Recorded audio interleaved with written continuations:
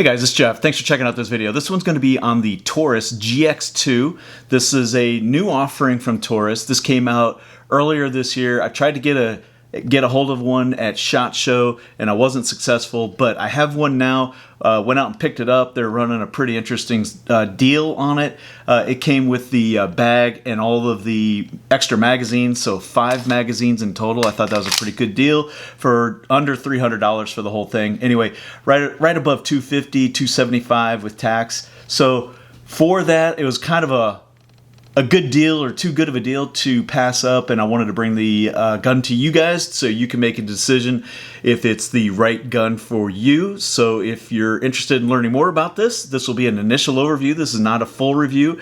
Haven't taken it to the range yet, so this is just an out-of-the-box review of the gun as it stands so far with my experience. So if that's what you're interested in, you want to check out this video, stay tuned.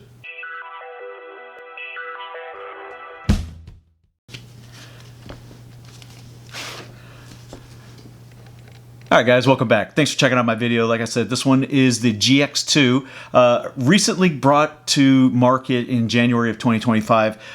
Saw this announcement at ShotShow, tried to get a hold of one and I couldn't, so I finally just sprung forward out of my own pocket to bring it to you and to check it out personally. So with that, I guess I got to do the obligatory ask. If you like this kind of content, you like what I'm doing, and you want to help support a small creator, likes, subscribes, and shares with your friends are always appreciated. There's links in the description if you want to check out some of the affiliates. That always can help this small channel as well. Doesn't cost you anything, and it helps me a great deal. Another $300 out of the pocket just to bring you some content, and hopefully you will enjoy this enough to give me a like or subscribe. So with that out of the way, what do we got here? Well, we got a compact pistol. It's another offering from Taurus. This is another budget pistol. And let me ask you guys, what do you think? Is there a race to the bottom? This is a very inexpensive pistol. Came with a lot of kit. You can see it on the table here. It came with 4 extra magazines plus the one in the gun, so 5 total magazines. Came with this cool bag. Interesting little pistol, and it was all for under $300. So what do you think? Is the inexpensive pistol market a value market? Is Taurus a value brand? Let me know in the comments section. Let me know what you think. Do you think these inexpensive pistols in this value segment hurt the mainstream, like the Smith & Wessons and the Rugers and those guys, the more established brands that have been around a while? Do you think these inexpensive pistols are hurting them and they're taking market share? Let me know in the comments section. So this pistol, my first initial reactions, and like I said, this is not going to be a full review. This is just a first impressions out of the box kind of review, just to kind of bring it to you guys, let you know what I'm seeing when I see it. So my initial reaction for this pistol is I'm pretty impressed. I gotta say, it's ergonomic, right? So it's got a nice palm swell. Seems to be made fairly decently. I don't see any manufacturing defects that would make me cautious. I did lube it all up and take it apart and lube it all up. I think there is a culture out there that feels like you should just be able to take a gun out of the box and start shooting it. And I learned to shoot in the 80s, and in the 80s that was not the mindset. You take every gun out, you clean it, you inspect it, you test it, and then you shoot it. So you don't want to have any barrel obstructions or misfires or anything like that. So you want to make sure it's good and lubricated. And again, manufacturing in the 80s and 90s probably wasn't the best. I think there have been a lot of improvements in the manufacturing of these guns. So anyway, I'm still of the old mindset. You still got to lube it up. So I did. It feels good, right? It feels really good in the hand. That palm swell fills the hand just right. Everything is right where you want it. It's got a low bore axis. You can see there the frame and slide sit really down low into the hand. So it's a point of aim, point of impact kind of feel. So a good point and shoot type self-defense pistol. This would fill that bill. Now, features on it. It does have a accessory rail up here on the frame, if that matters to you. I know a lot of people have varying opinions about lights and lasers and that sort of thing. If you want to put those kinds of things on, you at least have the option. This is another gun in the Taurus line. This is the GX4, and as you can see, it doesn't have that feature if you find it as a feature. So if that's something you look for, this one has it, right? You do have forward serrations. You have fixed sights. It does, the rear is windage adjustable, so you can drift it if you have the proper tools. There is a sight indicator there to see if it's loaded, and this one is not loaded, so you know that. Again, following along on the left-hand side, you do have some serrations up here, so if you're, you got your forward grip, you got a little place to put your thumb. I don't know how much that matters to you. It's not very aggressive, so it's not like a paddle or anything. Here's your takedown lever. They are advertising this as a toolless takedown lever, so if you're familiar with the GX4, you did have to use a flathead of some sort to disassemble the pistol. Continuing to move back, you have your slide stop. Then you have your left side safety. This is not an ambi safety, so it's not available on the right hand side. It is just the left side safety only. You do have the magazine eject button is on the left side. It is not on the other side, but that is reversible if that's of interest to you. A little bit of a finger groove here, some decent texturing, and the little Taurus emblem down here on the base of the grip. Now, this particular kit, like I said, was under $300 for all of this, right? All 5 magazines and the little shoulder bag here that you get if you want a little man bag. I always find, value add in that. I ride motorcycles, a little bag like that would be kind of cool.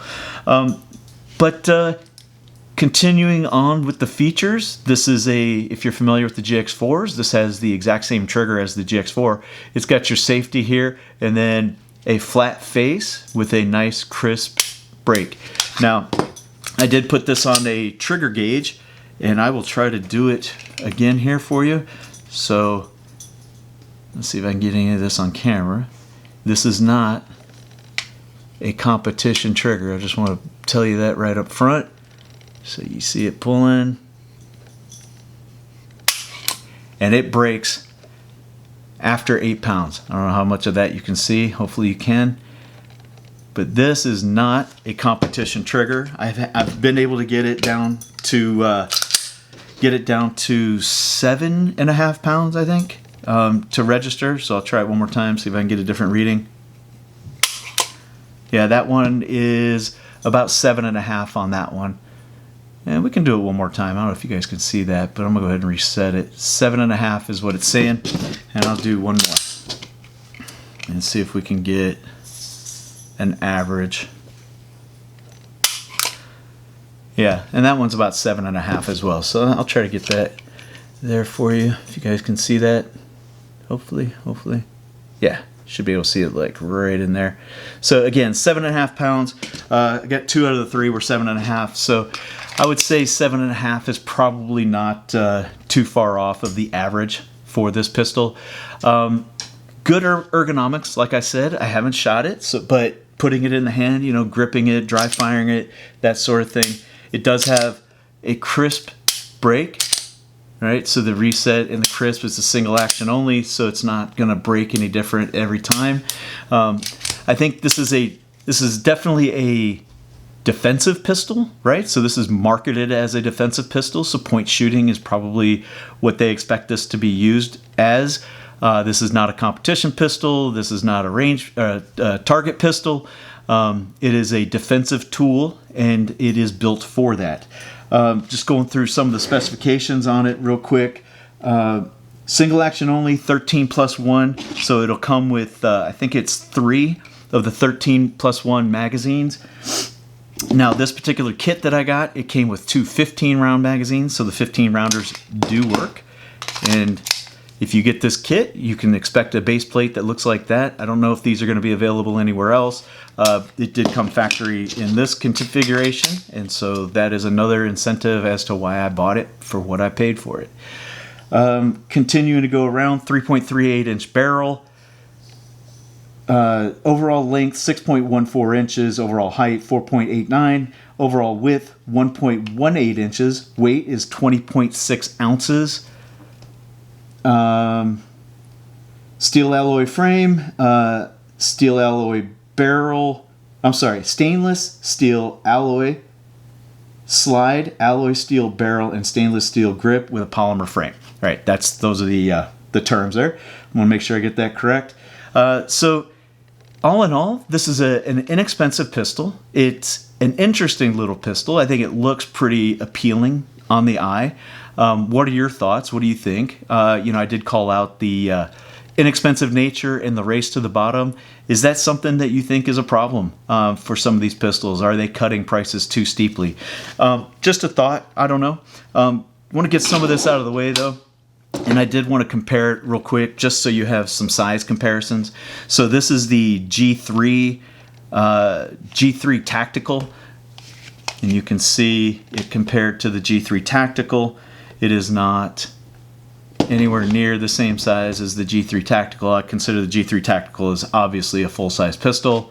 And then the GX4 is an interesting comparison because there are some similarities here. If you're familiar with the GX4. Now, the one thing I will say is the GX4 is very thin. It is not as thick as the GX2. GX4 is a much thinner pistol. This has their micro compact 9mm double stack. So it's got a small frame. Again, no accessory rail on the bottom. They do share triggers, like I've already called out. Something of interest that may be of interest to you. It was of interest to me.